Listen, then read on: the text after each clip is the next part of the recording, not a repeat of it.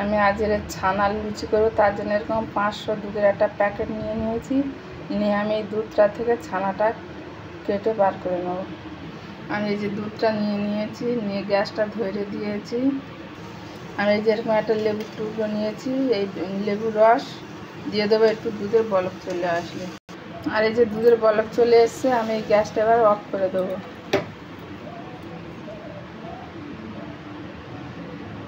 এবার এই লেবুর রস আমি জলের সাথে মিশিয়ে নিয়েছি, এবার দিয়ে দেবো, ভালো ভালো করে দেবো। আর বাকি লেবুর রসটাও দিয়ে দেবো।